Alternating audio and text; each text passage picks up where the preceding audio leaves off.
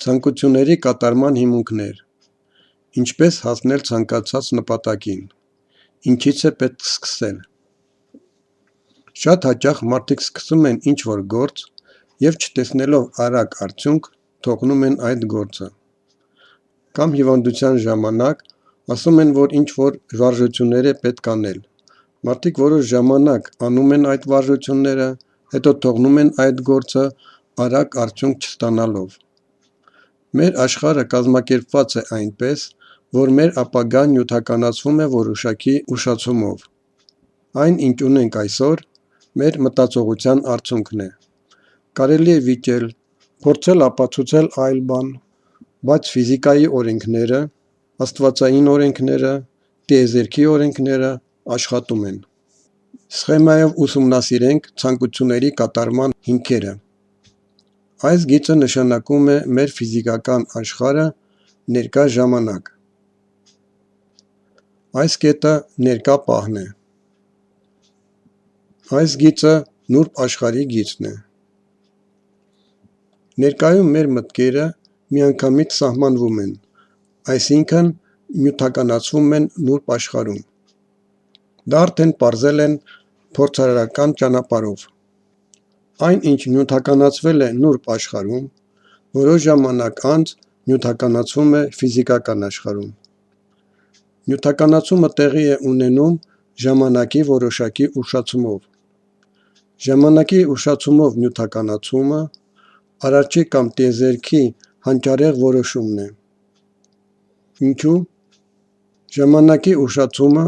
հնարավորություն է տալիս մարդուն մտածել իր որոշման ճիշտ լինելու մասին։ Եթե կասկածներ կան, ապա գործընթացը դադարում է։ Իսկ այսօր շատերը մտածում են գրեթե միայն բացասական կերպով։ Չկա գումար, վատ հարաբերություններ, գները աճում են, բոլորը մեղավոր են, բոլորը վատն են։ Այս նեգատիվի մեջ են գրեթե բոլորը,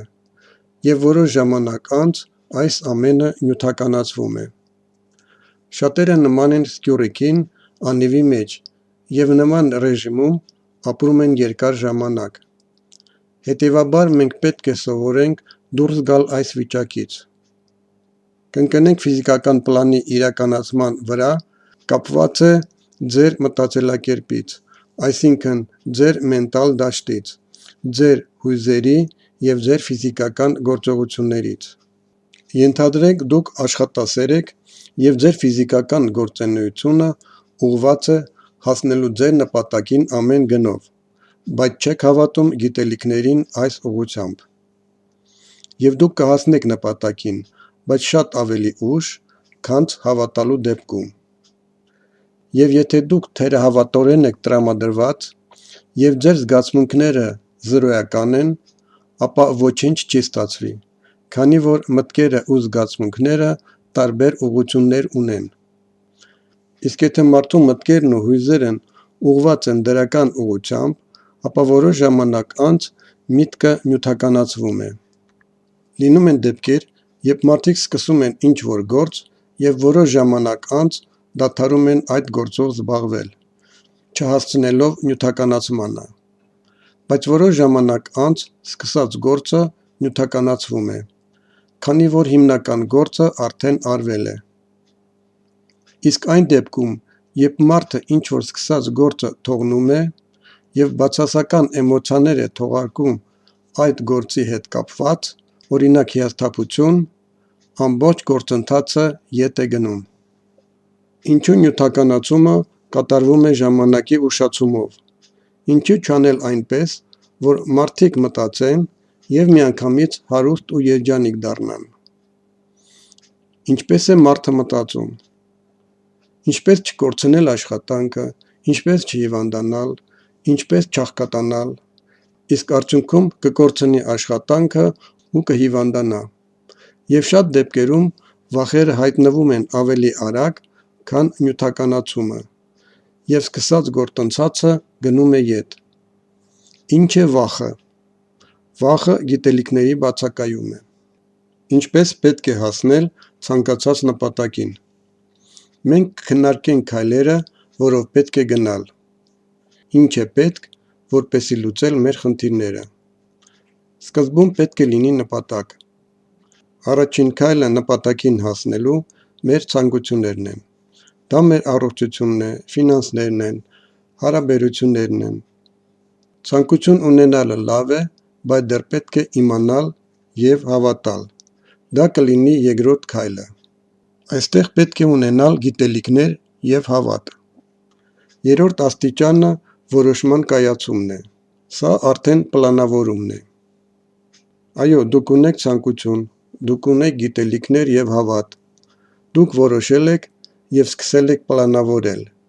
բայց պետք է լինի էլի մի բան, պետք է գործել։ Չորրորդ քայլը գործողությունն է,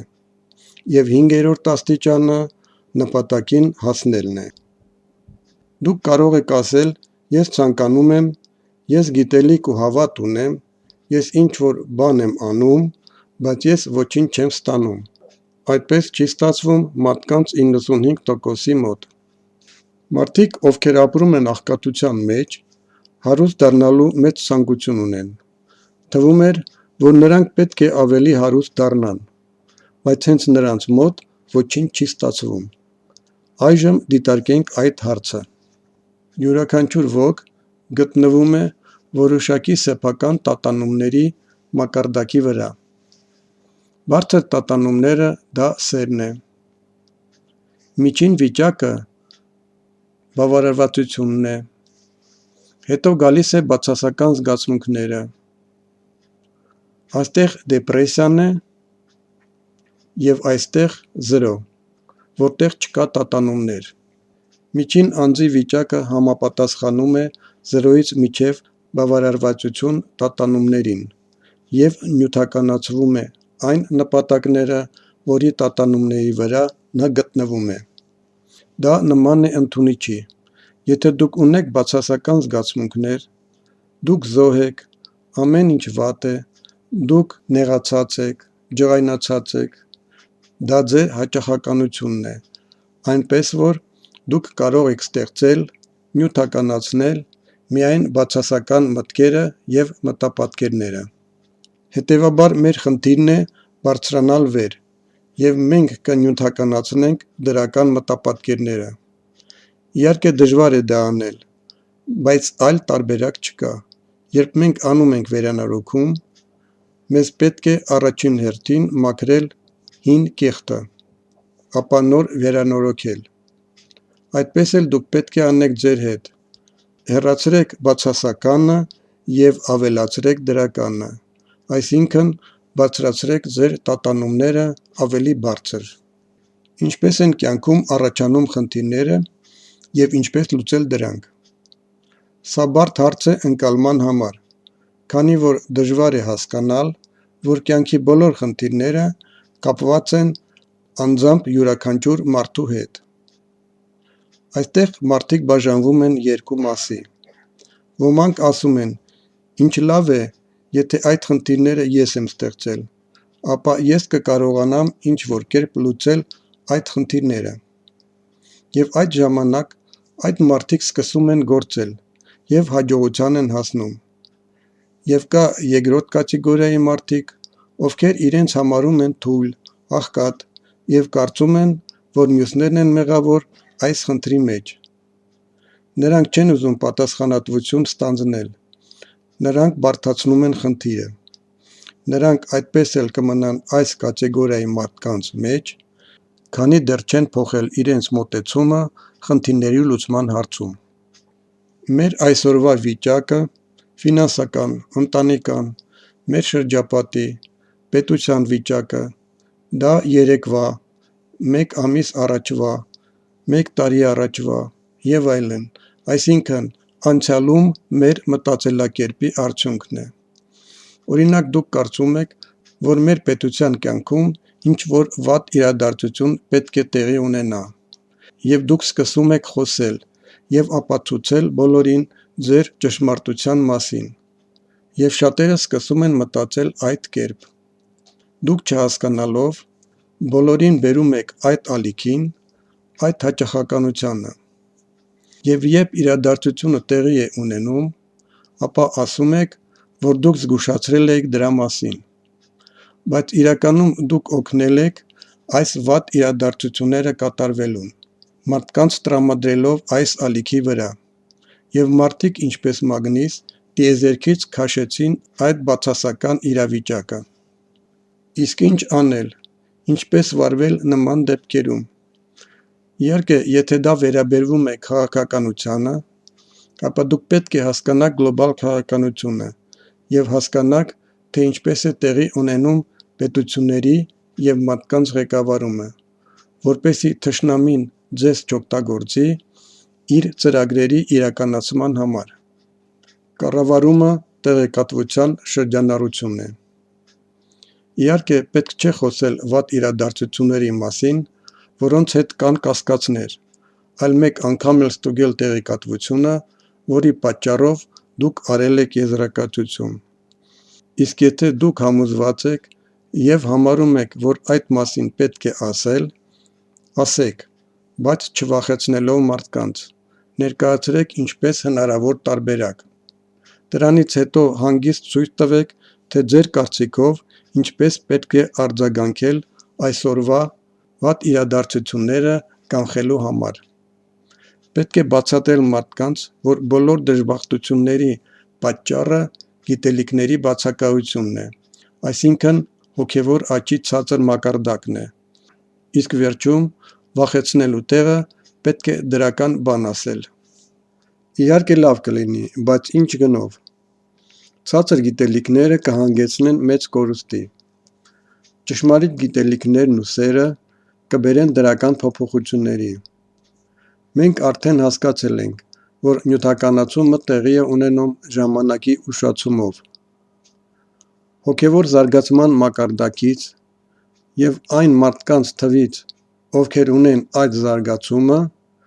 կախված է այն դրական իրադարձությունների նյութականացման ժամանակի ուշացումը, որոնք մենք ակնկալում ենք։ Յուրաքանչյուր ընտանիքում գոնե մեկ մարդ պետք է պատասխանատվություն վերցնի և սկսի ինքնազարգացում։ Ինչպես դա անել, ասվում է իմ առաջին հոլովակում։ Նախնական զարգացման գործում կօգնեն իմ տեսանյութերը, բայց դրանք պետք է ուսումնասիրել հերթականությամբ։ Իսկ ինքնազարգացումից հետո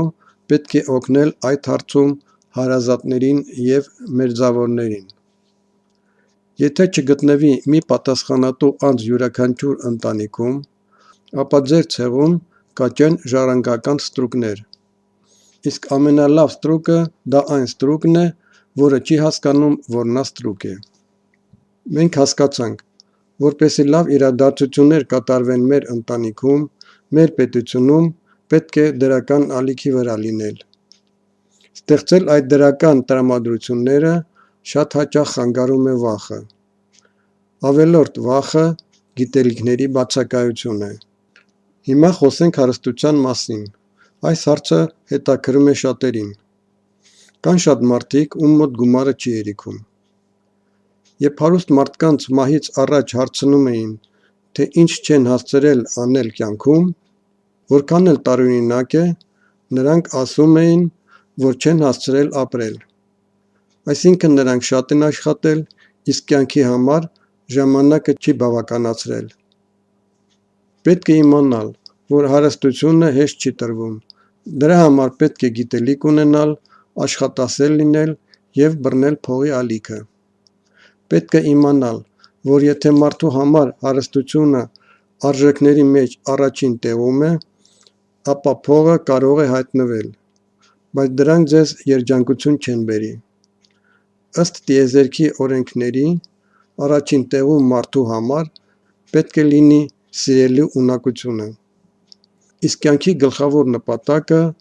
զարգացումն ու կյանքի փորձ ձեռք բերելն է։ Ինչ արժեքներ պետք է ունենա այսօրվա մարդը։ Առաջին տեղում մարդու մոտ պետք է լինի սիրելու ունակությունը, երկրորդ տեղում իմաստությունը, երրորդ տեղում աշխատասիրությունն է, չորրորդ տեղում պատասխանատվությունը, հինգերորդ տեղում ինքնահաստատումն է։ Եթե ձեր շարժումը դեպի նպատակ սկսեք հավատարիմ լինելով այս արժեքներին, ապա ինչպես մագնիսը դուք կքաշեք դեպի ձեզ և երջանկությունը և հարստությունը։ Գումար կլինի ոչ քիչ, ոչ շատ։ Սկզբում ձեզ շատ դժվար կլինի։ Դժվար կլինի որոշել նման պատասխանատվություն վերցնելը։ Երբ դուք կսկսեք ձեր ճիշտ շարժումը, ապա տեսնելով, որ դուք ճիշտ ուղու վրա եք, տիեզերքը կօգնի ձեզ ավելի շատ։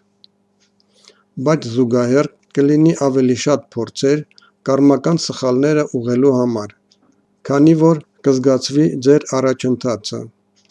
Ահա այս հարցում ավելի դժվար կլինի, բայց հետաքրքիր։